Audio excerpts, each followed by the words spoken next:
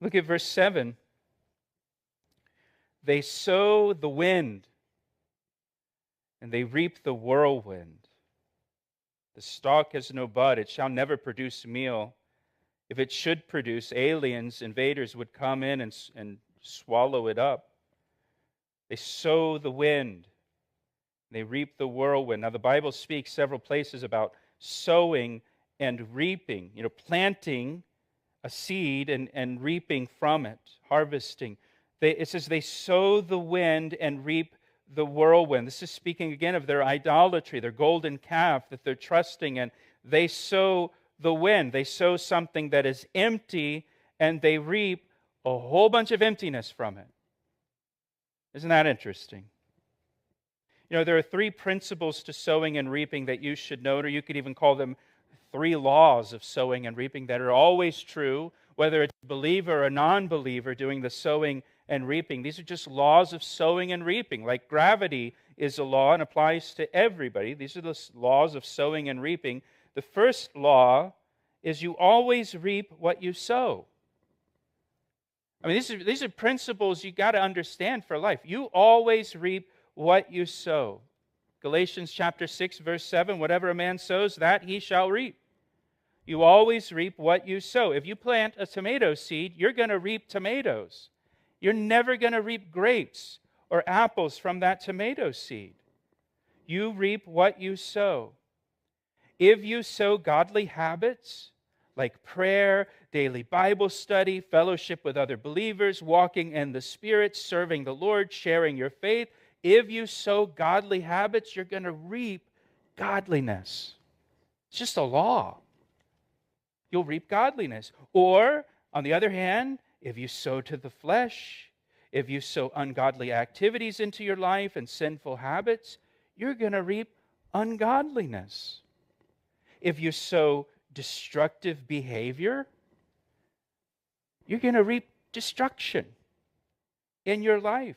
You always reap what you sow. That also means if I am sowing ungodliness, I should not expect to reap godliness. I just shouldn't expect it. If I'm sowing to my flesh, I shouldn't expect to reap the things of the Spirit. Some people, they don't sow any godly habits into their life, and then they expect to reap the fruit of godliness and righteousness. It's never going to happen. It just doesn't work that way. Israel sowed things that were empty and worthless and powerless to help them, and that's exactly what they reaped. I would say, too, if you're not seeing godly fruit in your life, then what are you sowing into your life?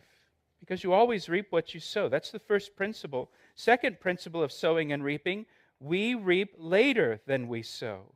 We reap later than we sow, always. In other words, the fruit does not appear in our lives immediately. Now, we're used to instant results. But there are no instant results with sowing and reaping. There's always a period of time. And sometimes it's a long period of time between the sowing and reaping. That's why the Apostle Paul says, do not grow weary in doing good, for in due season you shall reap. Reaping comes in due season. Again, some people expect immediate results in their walk with Jesus Christ, or immediate fruit. I've been reading the Bible for 2 weeks now, and nothing's changed. I don't see a difference. It doesn't work. Well, it's only been 2 weeks. The reaping always comes later than the sowing. We should stay faithful and consistent in sowing godly habits into our lives, and the fruit will come in due season. Now, Israel sowed ungodliness and immorality in their nation for decades and decades and decades and decades. And then eventually the time of reaping came. And Assyria comes in,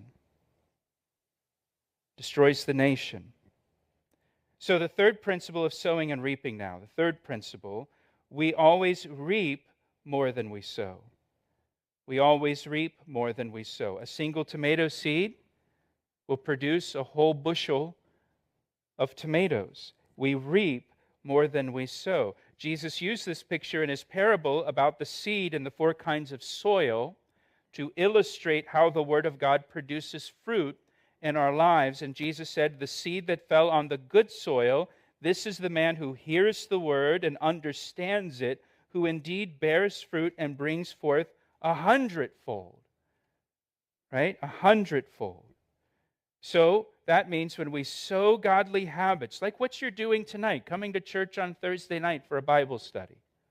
When we sow godly habits, the fruit that we reap will be much greater than what we sowed. This is also true for sin. This is also true for ungodly habits. What we reap will always be significantly greater than what we sow. Israel sowed the wind with their false religion, but they reaped a hurricane that destroyed their nation. It was much greater than what they sowed. Verse 7 now, again says, they sow the wind and reap the whirlwind. The stalk has no bud, it shall never produce meal.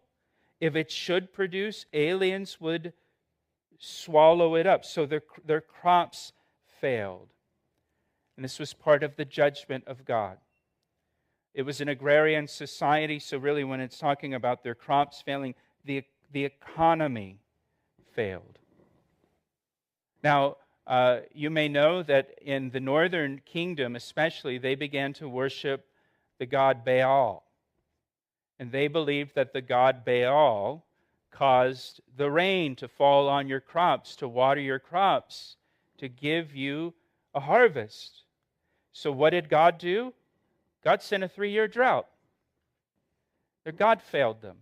And what else did God do? God sent a locust infestation to wipe out their crops, to show them that what they were trusting in wasn't working, that their God was failing them. So the crops failed. Verse 8, Israel is swallowed up. Now they are among the Gentiles like a vessel which is no pleasure. This is speaking of their captivity in Assyria that's coming. And they're like a vessel which is no pleasure. They're mistreated in Assyria.